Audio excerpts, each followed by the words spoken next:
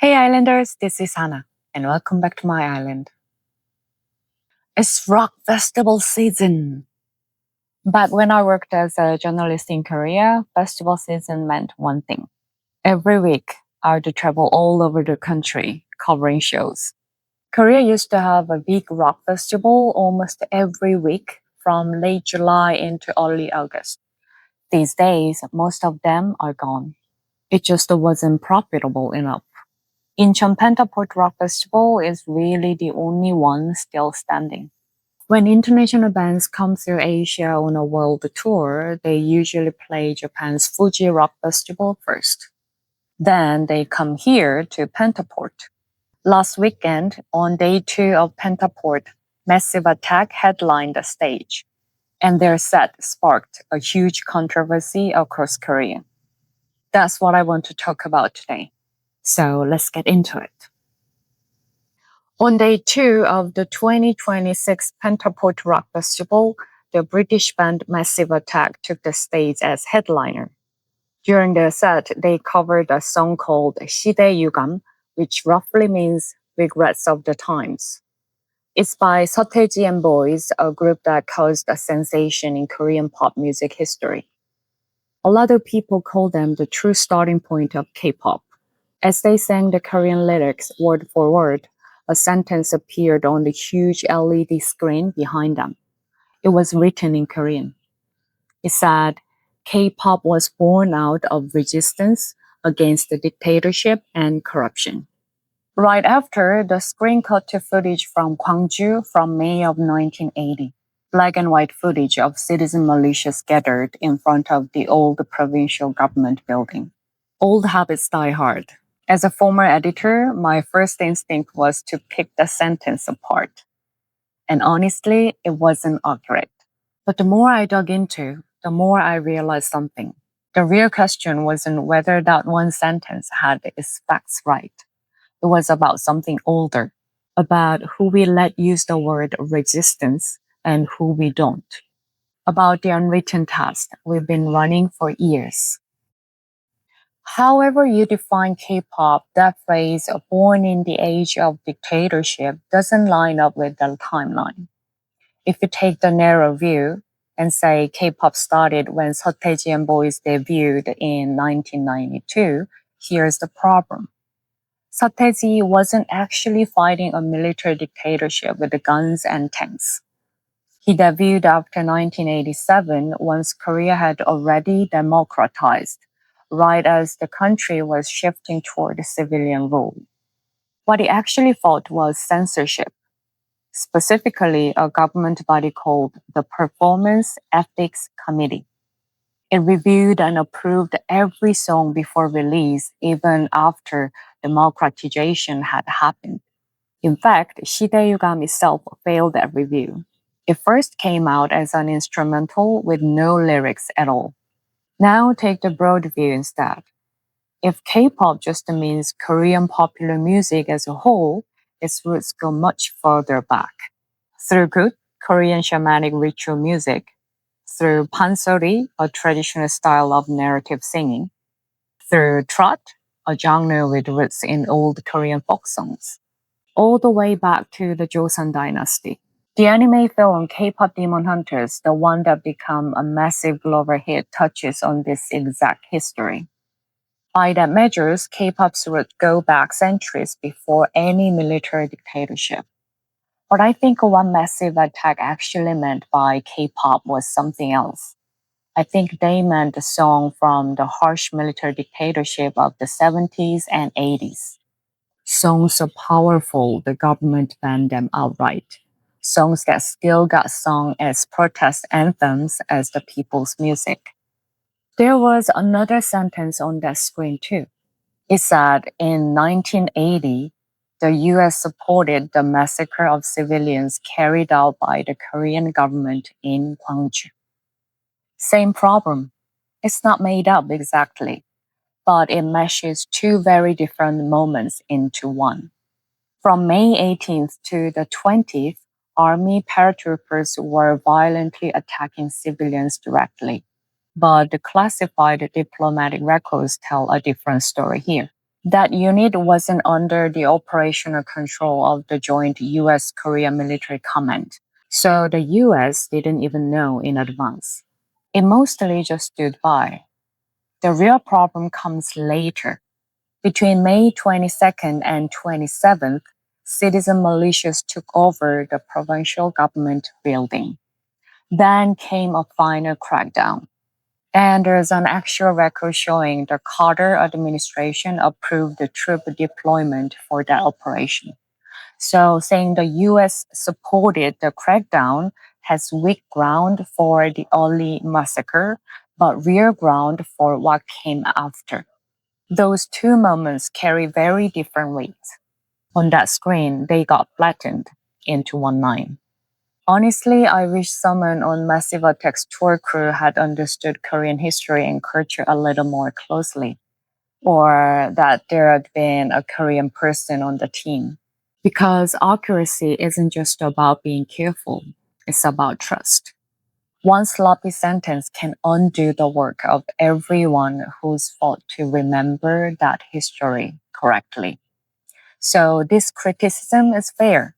It needs to be said. But getting a sentence wrong doesn't erase why they made that stage in the first place. Massive Attack formed in Bristol, England back in 1988. They are the band that basically invented trip hop. Their debut album, Blue Lines, wrote a new rulebook for music. And songs like Teardrop and Unfinished Sympathy are credited with reshaping the entire direction of pop music after the 90s. Dreamy, atmospheric sound on the surface with sharp political messages underneath. That's been their approach for a long time.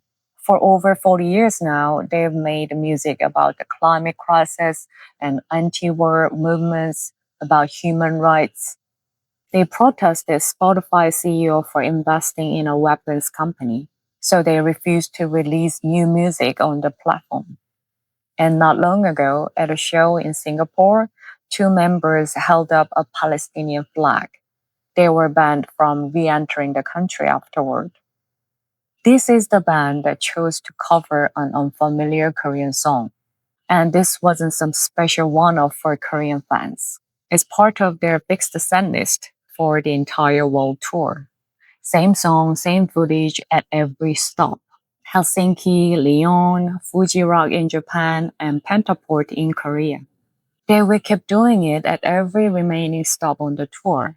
Maybe K-pop is what got Massive Attack curious about Korea's history of resistance.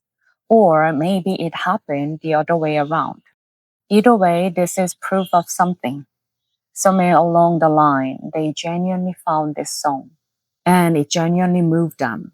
Accuracy and sincerity are two different things. That sentence on their screen should absolutely be corrected. But I don't think we need to throw out the intention behind it too. Here's where it gets complicated. What happened after the show? Alongside the honest voices pointing out the factual errors, two very different groups showed up to mock and attack the performance. One group had a problem with the Gwangju Uprising being on stage at all. They called the whole festival commie propaganda and dismissed the Massive Attack as left-wing agitation. Nothing more. One city council member from Incheon went even further. He claimed the organizers had a political agenda for including the Gwangju Uprising. He even threatened an administrative audit. Honestly, that's embarrassing. When Pentaport sign an international artist, they have zero say over what happens on that stage. And like I said, this exact set list and this exact footage gets used across their entire world tour. Pentaport didn't request anything special, but a lot of people in Korea still assume politicians can control international artists the same way they sometimes pressure Korean ones. In a strange way, this council member's outrage was the perfect final touch on Massive Attack's performance. And a lot of these same people still insist the Gwangju Uprising was a riot orchestrated by North Korean soldiers. But that argument was settled a long time ago. Korea's National Assembly, the government, and the courts have all officially recognized the Gwangju Uprising as a democratic movement. Its records are even part of the UNESCO Memory of the World Register. It wasn't an armed riot by citizens. It was a violent crackdown by the new military regime. That's been confirmed. And the North Korea theory? Both liberal and conservative governments in Korea have already denied it. So has the classified CIA material. There's even a record of Kim Il-sung, North Korea's founder, talking to China's Deng Xiaoping back in 1981. He told Deng directly that North Korea wasn't involved in Gwangju. So this isn't really a dispute over facts. It's just an attempt to deny history that's already been settled. The other group were a much more sophisticated mosque. They don't deny the Gwangju Uprising. They are serious music fans, so they definitely know Massive Attack's political track record. But what they mocked was the word K-pop showing up on that stage at all. Since when is K-pop resistance music? They said. This mockery comes from a completely different direction than the first kind. But strangely enough, both groups end up in the exact same place. Instead of looking closely at what happened on the stage, at what was awkward or what wasn't, they skip all that. They just forced it into a conclusion they had already decided on. One side used a political label, the other used a genre hierarchy. The second kind of mockery, the one that acts so high-minded, isn't new to me. I used to work as a journalist at an independent magazine before moving to a commercial fashion magazine as a features editor. Right around that time, BTS debuted. Because I knew the indie scene very well, a few BTS members already looked familiar to me. RM and Suga had already been active underground rappers. Bang Si-hyuk, the producer who founded BTS label, introduced them as talents from the underground hip-hop scene. He said they could rap, write, and produce with skills that matched any professional. But I still remember vividly how much they got mocked in the Korean indie hip hop scene. It wasn't about talent. It was about which stage they chose to stand on. They would hone their skills underground, then took those skills into K-pop, a commercial format. People in the indie scene, so-called critics and experts, laughed at that. And it's not like the K-pop idol world welcomed BTS with open arms either. The hierarchy and territorial attitude among the big three entertainment companies was just as intense on that side. When I said I wanted to interview BTS right after their debut, I remember my colleagues and my editor-in-chief actually laughing at me. In Korean culture, the indie scene and the mainstream pop scene are sharply divided. The psychologist Pierre Bourdieu argued that taste isn't just a personal choice, it's a marker shaped by class and social position. Here's how it works. A group that sees itself as superior draw a line. There are high culture on one side, popular culture on the other. The moment they start justifying that line, our cultural hierarchy turns into a class hierarchy. That's exactly what happened in Korea's indie band scene and its underground hip hop scene. Splitting indie and K-pop into art versus commerce and looking down on the commercial side isn't really about talent. It's an old habit, judging people by where they stand, not by what they can do. 10 years ago, that habit was aimed at underground rappers who went mainstream. Now, thanks to a sentence on Massive Attack screen, it's aimed at K-pop as a whole. In both cases, a prejudice about the category kicks in first. Nobody actually looks closely at what's inside it. In that sense, the two kinds of mockery are really the same thing. There is a third kind of criticism about this performance. It's the idea that massive attack by combining music and video at once was force-feeding ideas to the audience. I spent most of my 20s in the clubs of Hongdae, Seoul's club district. I did a bit of everything there, promoting parties for international DJs, PR, marketing, handling the press. Back then, being a VJ, a video jockey, was a hot job. One of Korea's first generation VJs who went by Mogwa worked at the club I was at. While the DJ played electronic music, he sat right next to them and played a video synced to the beat. The screen said what sound alone couldn't. That's when I learned something. Video art isn't just an accessory to music. It's its own form of expression. What Massive Attack did, singing Sidae Yugam while showing photos and footage from Gwangju, isn't any different. Combining sound, image, and text like that isn't something they invented. From tiny clubs in Hongdae all the way to rock festival stages around the world, artists have always done this. They use every channel they have, every sense, to say what they want to say as clearly as possible. But in Korea, some people have a strong dislike for this. They specifically call it force feeding.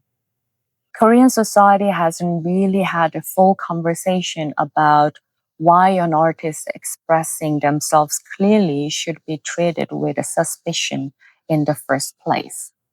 This dislike comes from an old belief, the belief that art shouldn't be political, that art should stay neutral. You hear this a lot in Korea. But art history is already full of voices pushing back against exactly this idea. George Orwell wrote about this in his 1946 essay, Why I Write. He said no book is ever completely free of political bias, and believing art should have nothing to do with politics. That belief is already a political sentence in itself. In other words, claiming to be neutral is still a position. Director Park Chan-wook made a similar point this year when he served as jury president at the Cannes Film Festival. He said it's strange to even think of politics and art as opposites. A film shouldn't be excluded just because it carries a political message, but it shouldn't get special treatment for that reason either.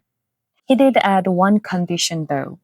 Even a great political argument, if it's not executed well as art, is just propaganda. The novelist Han Kang, who won the Nobel Prize in Literature, has said political writing and personal inward writing were never really separate to begin with. What she meant was the individual and society, history and the human being can't be pulled apart. And there's a real cost behind those words. She paid that cost in her own life, not just on the page.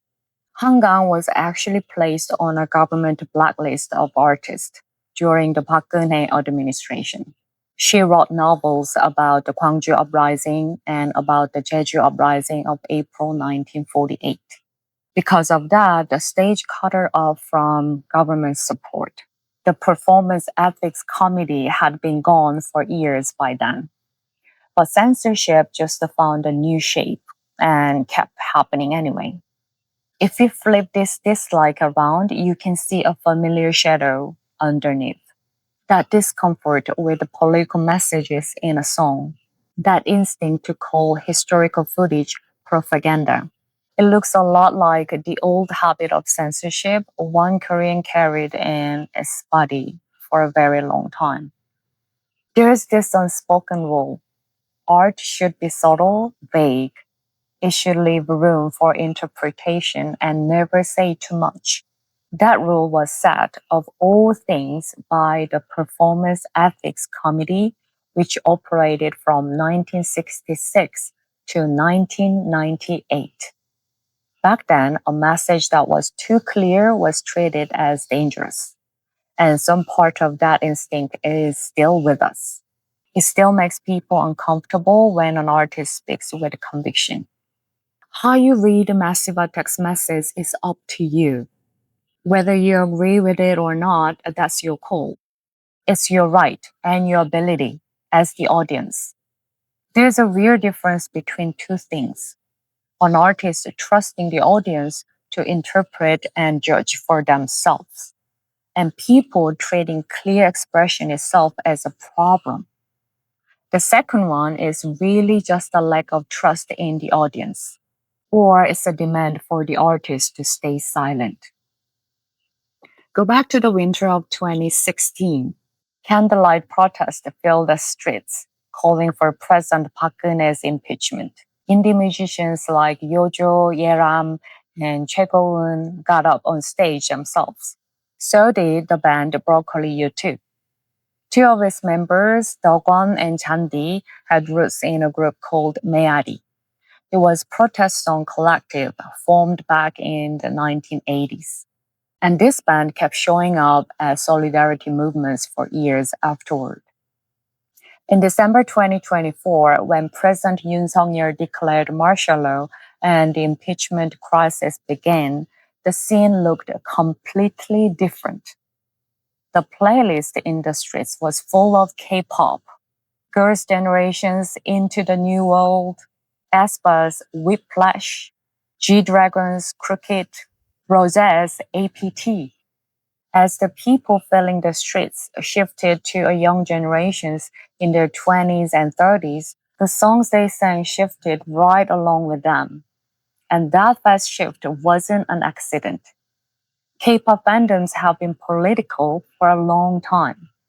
Whenever an idol signed with a brand accused of exploiting workers, boycott movements would spread through the fandom. Whenever an unfair contract or mistreatment by a management company came to light, fans organized and spoke up. That experience, seeing unfairness in the industry firsthand and pushing back against it, is exactly what made them move so quickly and so confidently in the streets. On the night of December 3rd, 2024, when Yoon declared martial law, fans headed to the National Assembly. Instead of candles, they carried light sticks, the glowing ones fans wave at K-pop concerts. Those light sticks don't go out in wind or rain. And in a way, that was a direct answer to a politician. Back in 2016, he had mocked protesters, saying candles just blow out in the wind. And the ones who responded to this energy from fans, they were artists who had until then stayed extremely careful about saying anything political.